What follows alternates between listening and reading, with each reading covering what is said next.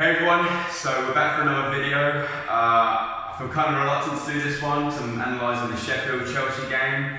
Yeah, that didn't go as well as I was hoping for Chelsea. 3-0 to Sheffield was a bit rough. But today we're not going to be focusing on what Chelsea did wrong. We're going to be focusing on the Sheffield's defence. This season they've had one of the best defences in the league, and that's the reason why they managed to stay so high. So we're going to be taking a look at that into a bit more depth and how Chelsea was struggling to break that defence down. So I might as well get into this. Let's go.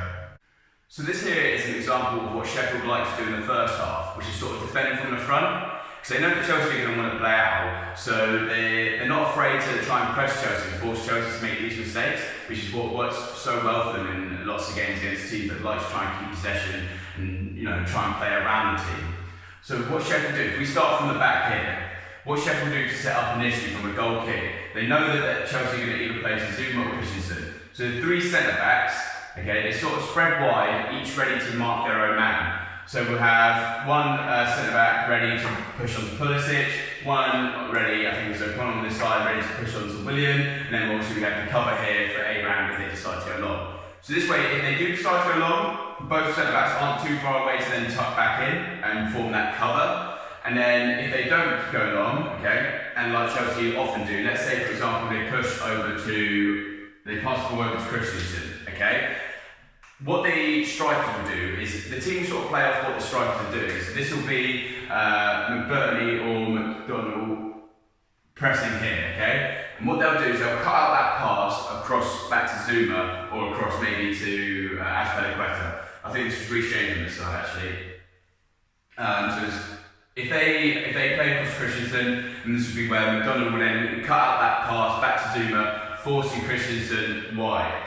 And then this is when the whole Sheffield team move their shape and change their shape, reacting to what has happened here.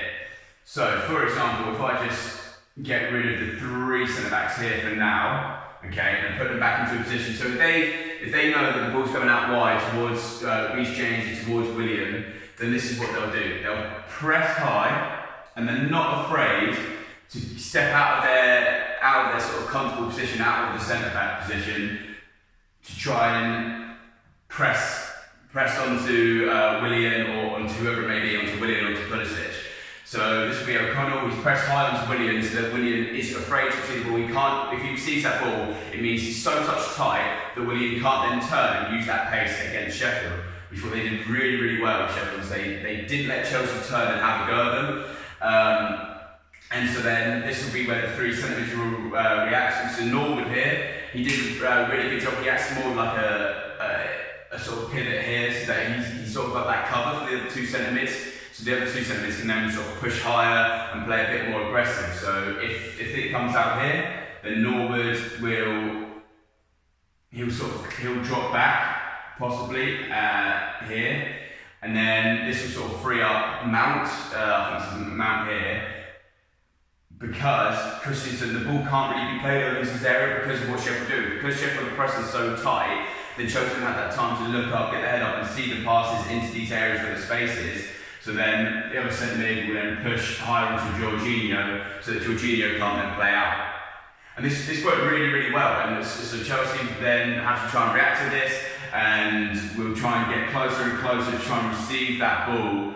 And then, so let's say we move it all into this area. Again, the Sheffield players, they just work really hard for each other, which is pretty much how they just win these games. They work so hard, they'll be touch tight all the time, so that Chelsea then force long, and then Sheffield maybe regain possession, and then play out for themselves and try and create chances for themselves.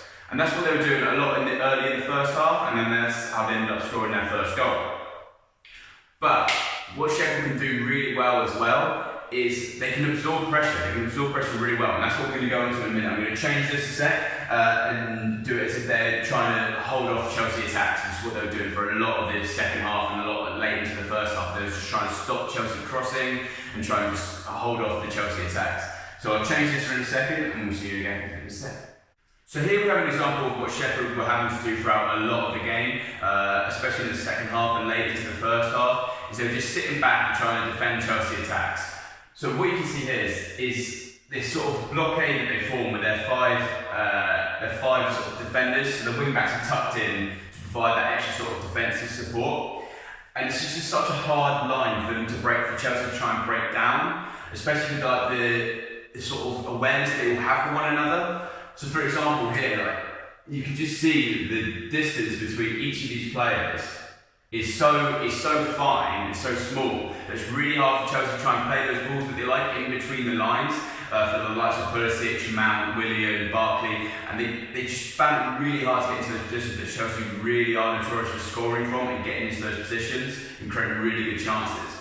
But not only is there this sort of this small distance between each defender here, but they also have these really, they keep the distance between the midfield and the defence really short, and the midfield and the attack really short.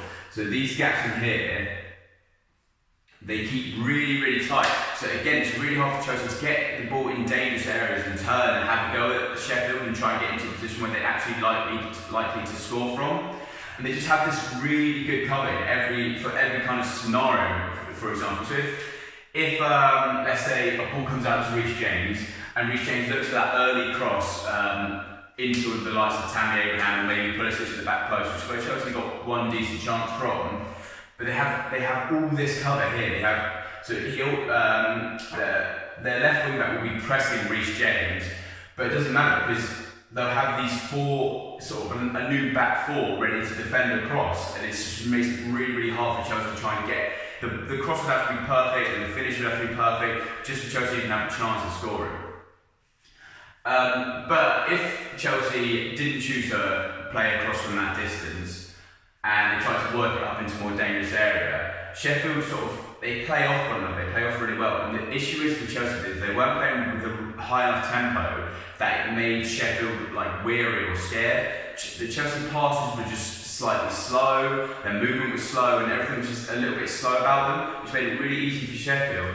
If a ball was played across, it was normally quite a slow ball into Reece James, this would be the trigger for the Sheffield team to sort of change their shape and try and press Chelsea and not give them as much of a chance to get a good cross in. So for example, we'll have he'll come out to press Reece James, which then leaves this gap here. But because he's then pressed at the same time, the next centre back will come across and he'll be then covering Willian, and then everyone will sort of shuffle across and they'll sort of form this new back four. So the wing back comes out and then they have this back four all ready to try and defend any attacks. And it just worked really well, especially with their midfield as well. Their midfielders did really, really well stopping the likes of Mount and Barkley to try and be creative, because what they did, I've spoken about it in a couple of videos, is they got in this area here. This is the notorious areas where the likes of De Bruyne and players like David Silva, Bernardo Silva, and for Chelsea it'll be Mount and Barkley like to play. It's that zone 14 that I've talked about. And what Sheffield had is they had two of their centre mids ready, and they're already in this area. So it just means Chelsea can't play in there. And even if they're pressing, even if they're kind of wide and they're creating this gap here, that's where Norwood comes in. Norwood works so hard for his team that he covers the ground in between these areas here, so then if Barkley or Mount makes that sudden movement, then they have that extra cover. They sort of have a 2v1 here, and it just works really well. It's really interesting to watch Sheffield.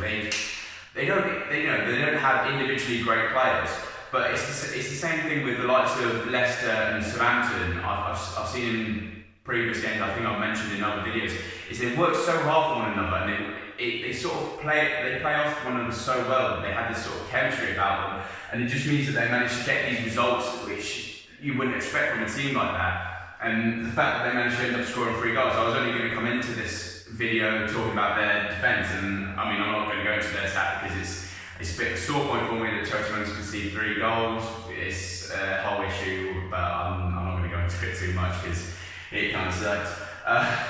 But they play so well for one another, and they create these chances. It's incredible to watch. I mean, it may not be the fancy football the likes that Man City and Liverpool play, and that Chelsea try to play in this game, but it gets them results, and it's really interesting to watch them work so hard for one another. Even if like Chelsea had 70% possession, you'd think that'd be quite demoralising for a team, but they just stick with it, they grit, and they wait for their chance to try and then get on that ball. Whether it's a slow pass from Chelsea, then that's when they will press. It's these triggers that they have. If it's a long ball, long switch, then that's a trigger for them to then press onto whoever their ball switched to, and everyone to then come across, and it just works so well for them. And massive props to them. I really think they should be even higher than they are at the moment. The game that they played yesterday was incredible. It was, despite being a Chelsea fan, it was a really fun game to watch, and I think we're going to watch a bit more Sheffield because it's pretty incredible how they managed to stay so disciplined and just work so hard for one another. It's really good game to watch. I think today I'm going to be watching Arsenal Tottenham. Going to be doing my analysis on that. So yeah, I hope you enjoyed this. It's more focused on the defensive side of things. I might do this a bit more, like maybe just focus on maybe one player or maybe on the attackers. I'm a defender myself, so I do prefer looking at the defence, and I think if a team has a pretty solid defence, then if you're not conceding any goals, you're not going to lose any games. So I hope you enjoyed this video, and feel free to leave it a like if you did. Help me out with any comments that you may have. Thanks very much.